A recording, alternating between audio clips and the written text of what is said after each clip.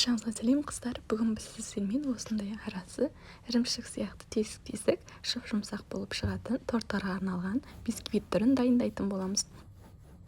Ең бастысы біз ақуыз бен сарыуызды бөлек араластырып отырмаймыз. Барлық массаны қосып миксермен араластырамыз да печкаға салатын боламыз. Ал енді біз жұмыс жасауға кірісеміз. Ал енді мен керек заттарды тарастырып алатын боламын. Бірінші бізге керек болады. Бізге 4 жұмыртқа керек болады.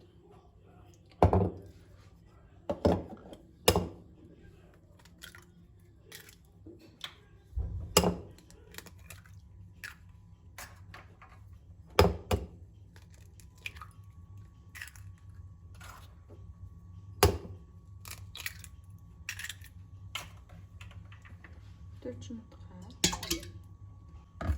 Одан кейін ұн, бізге 160 грамм ұн керек.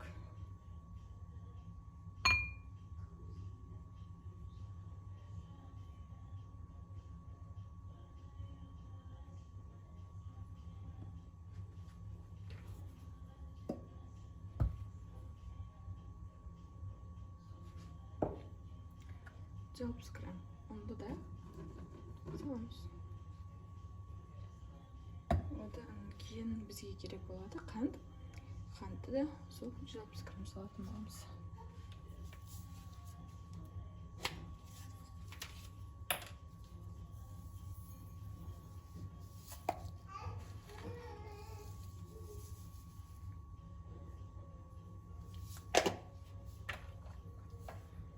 Грамм қантымыз,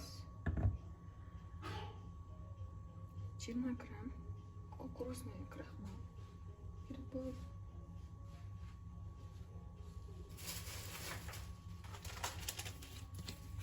Кукурузный крахмал.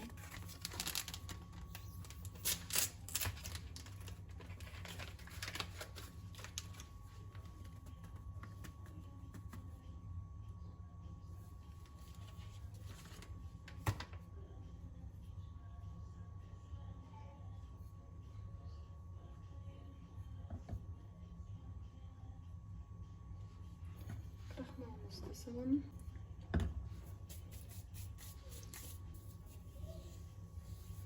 Крахмалдан кейін авалекс, разрыхлитель, содан кейін суымды құямын соңында. Бұл бисквиттің құпия жері, құпия қосындысы осы авалекс болып табылады. Авалексті кез келген кондитерлік магазиндерден таба аласыздар. Мен бұны 2-3 ай бұрын алғанмын, бағасы 1800 теңге.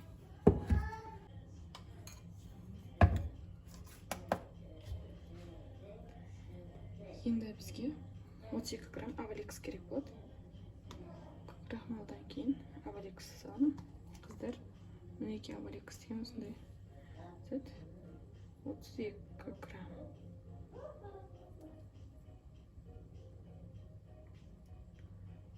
34 болып кетті міне.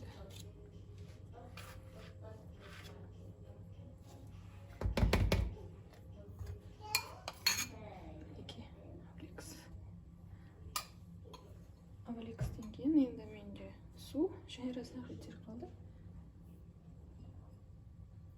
Бізге су, бізге 40 грамм мұздай су керек. Мұздай су болуы керек міндетті түрде.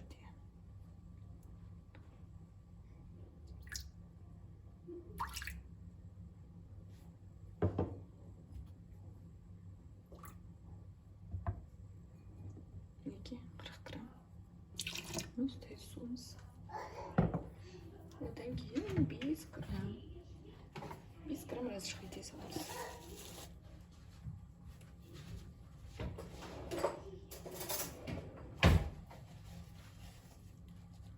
Немесе жарты асқа салсаңыздар болады өлшеместен. Енді қыздар, осы массамызды қазір миксерлейтін боламыз. Мен миксерлеп болғаннан кейін қанша уақыт миксерлегенімді айтатын боламын. Мен негізінде бұны миксерлеген кезде уақытты қарамайтын тұғым. Ал қазір миксерлеп болайын. Одан кейін қанша уақытта миксерлегенімді айтатын боламын сіздерге. Қыздар, міне масса осындай болып миксерленеді, осындай аппақ болып шығады. Мен планетарный миксерде ровно 4 минут миксерледім. Ал егер сізде ручной миксер болатын болса, онда сіз 9 минут миксерлеуіңіз керек. Бұдан көп араластырып жіберудің қажеті жоқ, себебі массамыз түсіп кетуі мүмкін. Тағы да бір ескеретін жағдай, массалардың барлығы мұздай болу керек, мысалға су және жұмыртқа. Мінекей қыздар, менің бисквитімнің массасы дайын болды. Мен бұны ровно 4 минут миксерледім, оны да сіздерге айтып кеттім.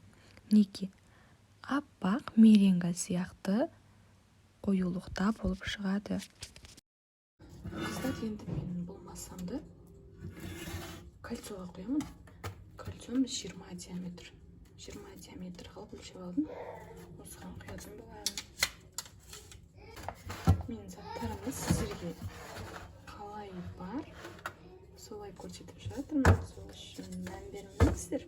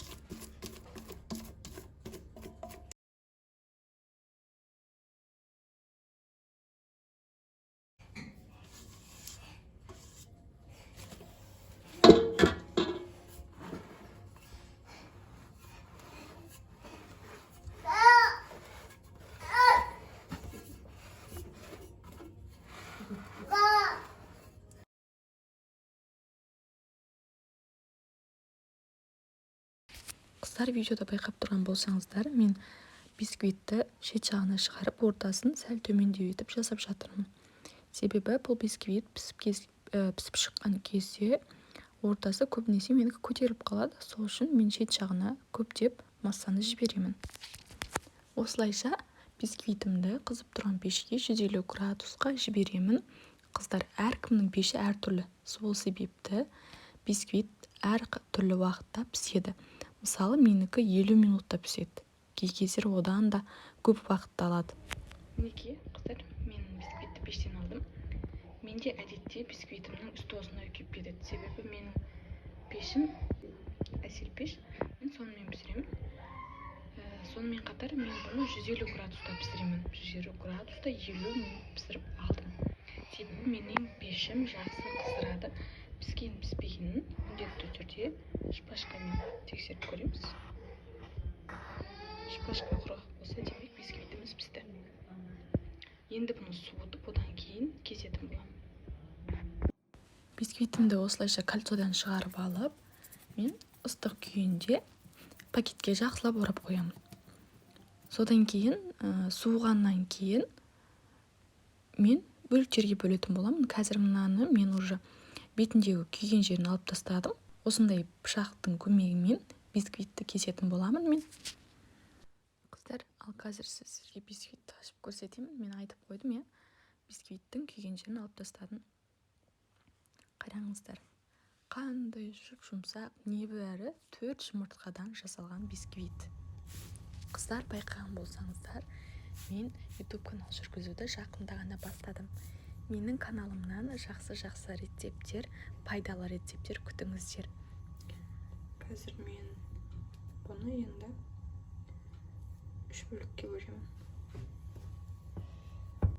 Мен 3 жылдық тәжірибесі бар кондитермін. Сол үшін де қыздар, жақсы заказға шығаратын торттарымның, тәттілерімнің рецептісін осы каналымда бөлісетін боламын. Сол үшін де ең болмағанда менің каналыма тіркелуді ұмытпаңыздар. Мен үшін әрбіріңіздің орындарыңыз ерекше.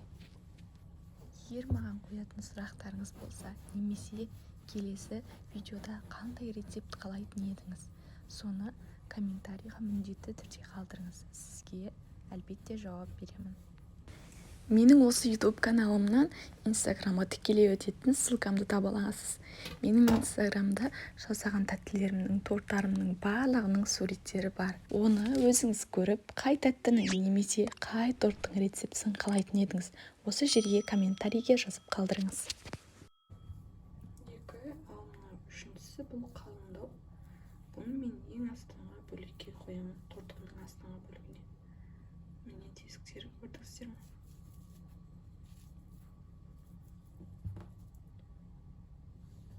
Осындай әп-әдемі аппақ бисквит болып шығады. Дәмі дейін пісіп жатқан кезде иісі де айта алмаймын.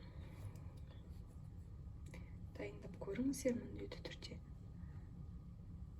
Егер рецепт ұнаса, ойыңыздағыдай шықса, каналға подписаться етіп, лайк басуды, комментарий қалдыруды ұмытпаңыздар.